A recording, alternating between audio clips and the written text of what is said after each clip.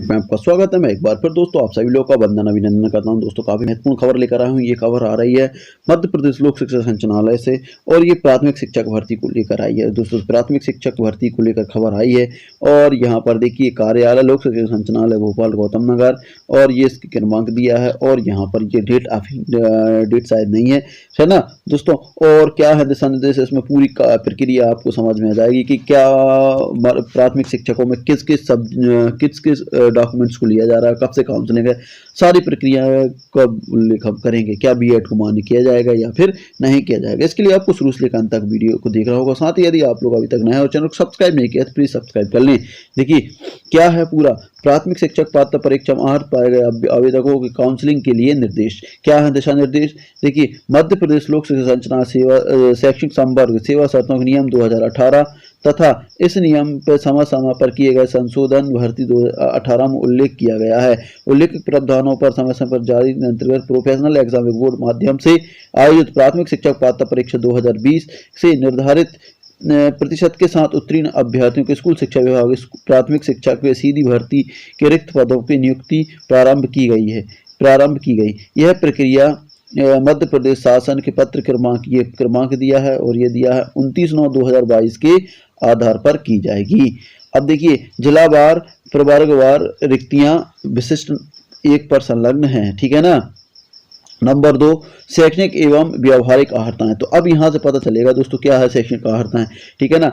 भर्ती नियम 2018 के अनुसूची के 3 के अनुसार शैक्षणिक आधारित अनिवार्य होगा। नंबर 1 प्राथमिक शिक्षक के लिए क्या रहेगा दोस्तों, देखिए प्राथमिक शिक्षक के लिए कौन कौन से डॉक्यूमेंट, प्राथमिक शिक्षक के लिए 2018 के अनुसूची 3 के अनुसार निम्नलिखित योग्यताएं अभ्यर्थी को धारित करना होगा। नंबर 1 प्रोफेशनल एग्जामिक बोर्ड द्वारा आयोजित प्राथमिक शिक्षा पात्रता परीक्षा 21-22 में निर्धारित प्रतिशत के साथ उत्तीर्ण हो, ठीक है ना, निर्धारित उत्तीर्ण हो, कम से कम 50% अंकों के साथ अथवा इसके समकक्ष प्रारंभिक 2 वर्षीय डिप्लोमा होना चाहिए, ठीक है ना।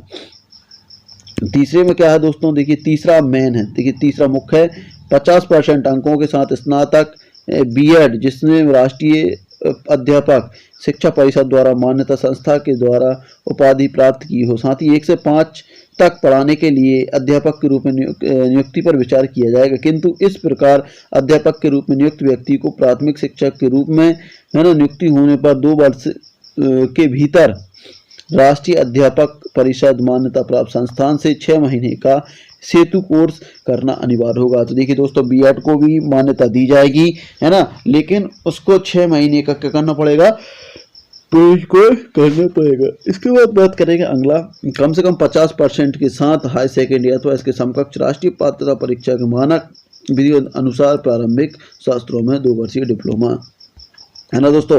और यहाँ पर दिया है बीएलएड भी दिया है, जिन लोगों ने बीएलएड किया है ना, और 1 वर्षीय डीएड भी दिया। देखिए 1 वर्षीय जिसका 1 वर्षीय बीएड है उनको भी मान्यता दी जाएगी, है ना, 2 वर्षीय बीएड है उनको भी मान्यता दी जाएगी। समझ में आ गई बात। अब इसके बाद बात करेंगे नोट आरक्षित वर्गों जैसे अनुसूचित जाति, अनुसूचित जनजाति, अन्य पिछड़ा वर्गों तथा दिव्यांग व्यक्तियों को शैक्षणिक योग्यता और अर्हताओं को 5% तक की छूट मिल जाएगी। देखिए जो रिजर्व कैटेगरी वाले हैं उनको 5% की छूट मिल जाएगी। मतलब यदि 50% मांग रहे हैं तो 45% मांगा जाएगा इनसे। संस्कृत पाठशालाओं में प्राथमिक शिक्षक संस्कृत के संबंध में संस्कृत साहित्य व्याकरण आदि विषयों के साथ मान्यता प्राप्त संस्कृत बोर्ड से उत्तम माध्य न्यूनतम शैक्षणिक योग्यता के अतिरिक्त व्यवहारिक योग्यता जैसे डीएलएड और बीएलएड होना अनिवार्य होगा। तो संस्कृत बोर्ड से भी यह मान्य किया जाएगा। विज्ञापन दिनांक को अभ्यर्थियों के पास शैक्षणिक व्यावसायिक योग्यता निर्धारित करना होगा। देखिए जब भी विज्ञापन आएगा उस डेट में आपको सारी योग्यता संधारित करनी होगी, ठीक है ना। आयु 21 वर्ष अधिकतम आयु इसमें दी नहीं है अभी, है ना। और इसके बाद ये महिला पुरुषों का दे दिया, ये जाति वाला उम्र वाला दिया है। न्यूनतम आयु 21 वर्ष होना चाहिए और अधिकतम आयु उसमें दिया है, ठीक है ना। और आरक्षण से संबंधित ये नियम है। आरक्षण के संबंधित मध्य प्रदेश लोक सेवा द्वारा इनको आप लोग पढ़ते जाना, मैं स्क्रॉल करता जा रहा हूँ क्योंकि देखिए काफ़ी लंबा दोस्तों मैं पढ़ूंगा तो बहुत टाइम लग जाएगा, ठीक है। और ये हाँ यहाँ से देखते हैं महिलाओं के लिए 50% पद है और भूतपूर्व सैनिकों के लिए 10%। ये बड़ा कमाल की चीज़ है। देखिए महिलाओं के लिए कितने 50% पद हो गए और भूतपूर्व सैनिकों के लिए 10% पद रहेंगे, ठीक है ना। भूतपूर्व, हाँ पहुँच गए, हाँ ठीक है। महिलाओं के लिए 50% आरक्षण और उनके लिए भूतपूर्व सैनिकों के लिए 10%। और नंबर 3 शैक्षणिक संभर्तों में देखिए, शैक्षणिक संभर्तों के अंतर्गत सीधी भर्ती में शिक्षकों के पदों पर उपलब्ध रिक्तियों 25% रिक्त अतिथि शिक्षकों के लिए है आरक्षित की जाएगी, जिसके द्वारा मान्यता प्राप्त शैक्षणिक संस्थाओं में 200 दिवस शासकीय विद्यालयों में अतिथि शिक्षक के रूप में अध्यापन कार्य किया हो। यदि मान लीजिए आपने 200 दिनों तक अतिथि शिक्षक के रूप में कार्य किया है तो आपका उसका बेनिफिट सीधा मिलने वाला है, ठीक है। और परंतु अतिथि शिक्षक के लिए आरक्षित पदों की पूर्ति हो पाने की स्थिति में रिक्त रहे पदों पर पात्रताधारी अभ्यर्थियों से भरा जाएगा। देखिए बैकलॉग में नहीं डाले जाएंगे ये पद। यदि मान लो अतिथि नहीं मिल रहा है तो फिर उनको सामान्य लोगों से उनको भरा जाएगा।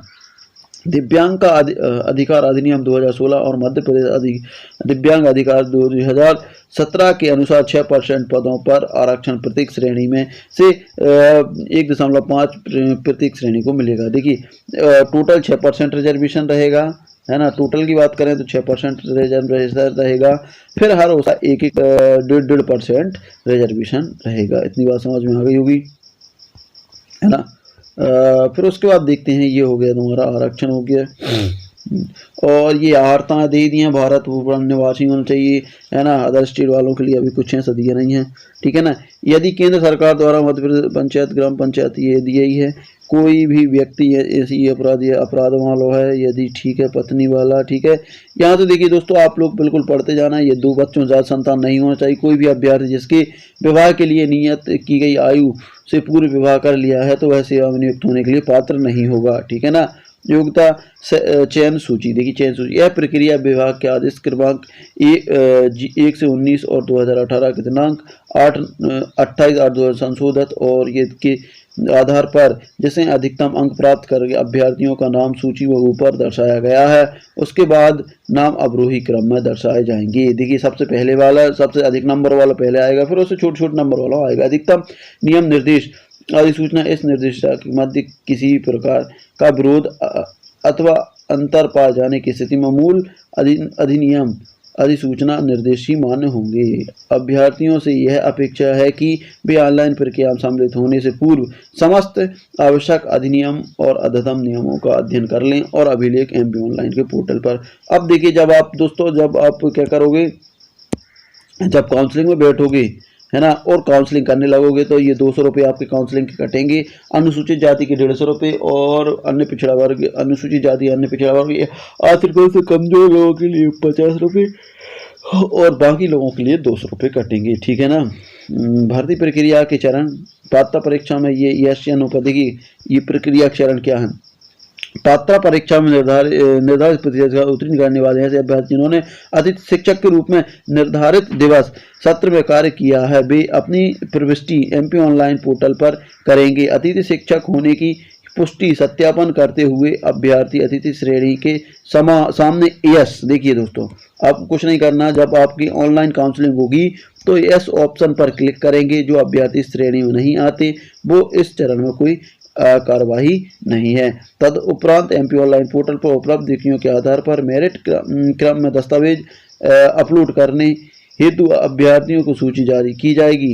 यह सूची पश्चातवर्ती तिथियों के विहित प्रक्रिया के आधार पर संबंधित के दस्तावेजों को सत्यापन रिक्त पदों की संख्या अध्ययन होगी। सूची में नाम सम्मिलित होने के आधार पर कोई भी व्यक्ति नियुक्ति या दावा नहीं कर सकेगा। तो दोस्तों अतिथि शिक्षकों के लिए जिनने भी अतिथि शिक्षक के रूप में काम किया तो उनमें सिर्फ यस करना होगा इस बार। फिर उसके बाद दस्तावेज सत्यापन, फिर उसके बाद दस्तावेज सत्यापन होगा और उसके बाद मेल सूची निकली, पहले एक सूची निकलेगी, फिर उसके बाद देखिए क्या है दस्तावेज सत्यापन उपरांत जिन अतिथि शिक्षकों के नाम प्रदर्शित किए जाएंगे उन्हें निर्धारित फीस जमा कर एमपी ऑनलाइन पोर्टल पर निर्धारित अवधि में अपने दस्तावेज अपलोड करना होगा। देखिए दोस्तों, सबसे पहले आपको MP ऑनलाइन पर जाके आप यस करना अतिथि में, और दस्तावेज अपलोड करते समय अभ्यर्थियों की यह प्रविष्ट करनी होगी कि वह जिस जिले में अपने दस्तावेजों का सत्यापन कराना चाहते हैं, अतिथि शिक्षक को उसी जिले के दस्तावेजों का सत्यापन कराना होगा। जैसे मान लीजिए आपने जिस जिले में अतिथि शिक्षक का अनुभव लगाया है, आपको उसी जिले में सत्यापन करना है डॉक्यूमेंट्स, है ना। ऐसा नहीं कि आप रायसेन में अतिथि किया है और विदिशा में सत्यापन करा रहा है, बिल्कुल रिजेक्ट हो जाओगे। तो जिस जगह से आपने अतिथि किया है, आपको उस जगह में ही कराना है ना, जिस जिले में, ठीक है, जिस जिले में उनके पास अतिथि शिक्षक के रूप में कार्य किया है। एक से अधिक जिलों की अतिथि शिक्षक के रूप में कार्य करने पर उन्हें जिलों में से किसी एक जिले में चयन अभ्यर्थियों को करना होगा। देखिए दोस्तों, एक आ रहा था मेरे पास कि सर मैंने 2-3 जिलों में काम किया है, तो भैया देखो 2-3 जिलों वालों का भी आ गया। जिसने यदि 2-3 जिलों में काम किया है तो उनमें से ही आपको कहीं भी एक जिले में सत्यापन कराना होगा, ठीक है ना। सत्यापन हेतु जिला कार्यालय चयन अंतिम अधिकार आयुक्त लोक शिक्षण संचालनालय का होगा, और चयन की सारी प्रक्रियाएं लोक शिक्षण संचालनालय की होगी। उसके बाद क्या है, तदुपरांत संबंधित अभ्यर्थियों को दस्तावेजों के सत्यापन हेतु जिला शिक्षा अधिकारी सहायक आयुक्त कार्यालय निर्धारित दिनांक एवं समय पर उपलब्ध होकर दस्तावेजों को सत्यापन कराना होगा। सत्यापन के समय अभ्यर्थियों को अपने मूल दस्तावेज एवं उनकी स्व प्रमाणित प्रतियां 3 सेट साथ लाने होंगे। देखिए दोस्तों, आपको 3 सेट ले जाने होंगे।